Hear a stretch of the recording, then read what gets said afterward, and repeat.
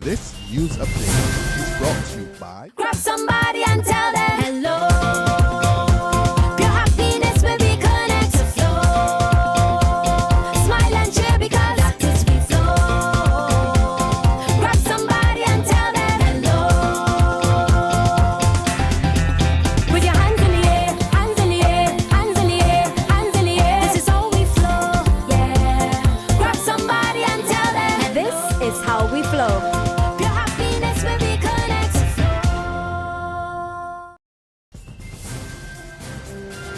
It's Wednesday, August 12, and this is the Barbados Today Evening Update. I'm Fernella Wedderburn. Thanks for joining us. The injunction against the Barbados Investment and Development Corporation has been dropped, and the matter will now go to trial in December.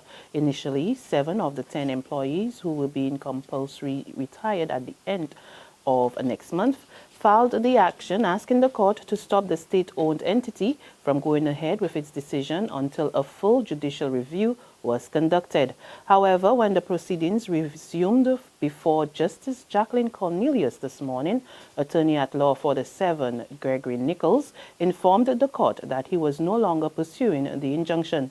He explained that the legal teams on both sides had reached an out-of-court compromise on future proceedings.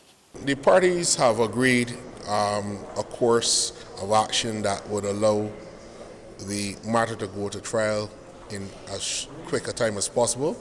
So the Barbados Investment Development Corporation have again extended the offer not to act on the retirement as of September 30th, but they will pay our clients up until the 31st of December. Having got that offer, my clients have agreed to stay the application for the injunction, and we will be going to trial sometime in December. So what that has, we've put a timetable in place to make sure that we've filed all of the relevant affidavits, witness statements, exchange of documents, and all of the necessary pre-trial memoranda that have to be filed. We've set a timetable for filing that so we can get to pre-trial review on the 30th of October. Finance Minister Chris Sinclair tells the international community to offer more assistance to struggling and highly indebted countries. The plea came even as he called for national and regional solutions to tackle the Caribbean's debt situation. Addressing the opening of the 11th annual Latin America and Caribbean Debt Management Specialist meeting at the Hilton this morning, Sinclair made it clear that the situation cannot be addressed effectively unless the region confronts the international community as a unit.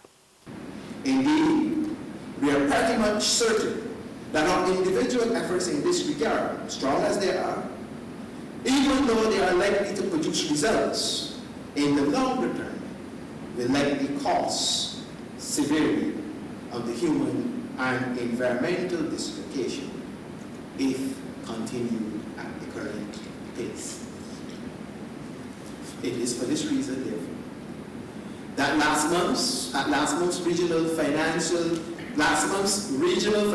leaders and technocrats attending the UN Financing Conference for Development in Addis Ababa were almost evangelical in their insistence that there must be a serious, workable, and timely international debt relief program aimed at assisting small and vulnerable economies tackle this potentially debilitating issue. The head of the European delegation to Barbados and the Eastern Caribbean is calling on regional countries and entities to take greater advantage of the Economic Partnership Agreement, delivering the keynote address at the annual general meeting of the Association of Caribbean Copyright Societies at the Infinity Beach Hotel. Today, Ambassador Michael Barford revealed that over 6,000 people from the creative and cultural sectors benefited under the EPA over the past 3 years. However, he says more can take advantage of the deal. EPA is occasionally criticized for not moving forward fast enough. However, and there has been some writings in the newspapers about that once in a while. However, very few people dispute that it is the most generous trade deal ever between any group of developed and developing countries. However, the Caribbean, and especially Caribbean companies, they have to take advantage of the free access to the 28 European markets. Being small, the Caribbean countries need to take advantage of the clauses and the aid that encourages regional integration within CARIFORUM. EPA is more than a paper agreement that we can applaud once and for all. It's actually an action plan for trade and for more regional integration, but it depends on the parties to act on it. Barbados today joined the rest of the world in observing International Youth Day. As part of the celebrations, the Caribbean Policy Development Center staged a parade at the National Stadium this morning. This year's event was held under the theme Youth Civic Engagement. In his remarks, CPDC's chairman, Rodney Grant, stressed that the main objective of his office is to ensure that young people have a voice, while Minister of Culture, Youth and Sports, Stephen Lashley, called on young people to get more involved in their development. Sports now, it's official, the National Stadium will have to be rebuilt. So says Sports Minister Stephen Lashley, who today revealed that the 5 stands surrounding the island's main athletic track were damaged beyond repair. He says papers outlining the project design are now before the Ministry of Finance, and plans are underway for a detailed blueprint to be submitted to Cabinet for the construction of a new stadium. However, the minister says one of the biggest issues will be the cost and finding the finances to undertake such a project. There's regional and international news after this short break. Secure your future, be financially strong. Since 1983, we have been there for you. A smart range of products, great tax benefits. We're the solution to your hopes and your dreams. The Barbados Workers Union Cooperative Credit Union. The Barbados Workers Union Cooperative Credit Union. Humble beginnings to smart loans, smart savings. Save smart and borrow smarter. That's the move for me. Stability, prosperity. We're the solution to your hopes and your dreams. The Barbados Workers Union Cooperative Credit Union. The Barbados Workers Union Cooperative Credit Union. Got it in my hand, yeah. My Barbados, my bank. Got to understand, yeah. My Barbados, my bank. Ain't nothing like a core bank spare. None of them others just can't compare. You just got to love that taste. It's the world-class thing this land makes. Whether I'm cruising or at a bar, whether I'm at home, my bank spare is never far. For this blessing, got to give God thanks. My Barbados, my banks.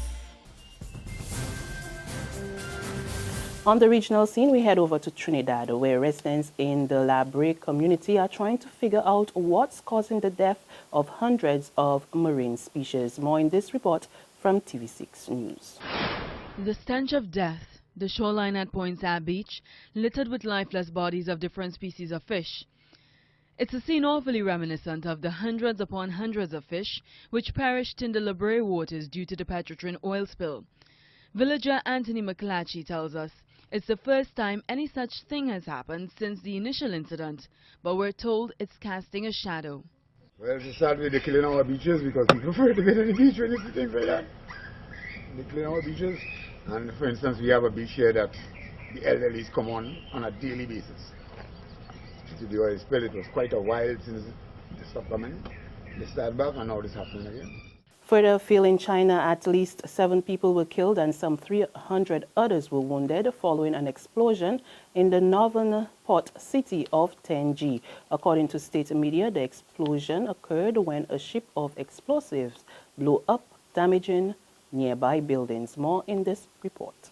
At this point, we're not really getting any indication as to what may have started what was initially reported as a fire in a shipping container. But again, this is a port area and supposedly a facility where flammable chemicals were being stored.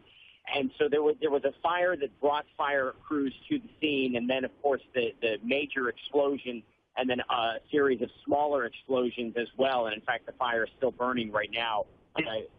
State media reporting at least 7 people dead, possibly hundreds in hospitals right now. And that's news and sports. For more, log on to www.barbadostoday.bb. Subscribe to our e-paper, our email updates, and like us on Facebook. You can also catch us on Izumi Media in bus terminals or screenplay at supermarkets and gas stations near you, as well as Channel 101 online TV and Mix 96.9 FM.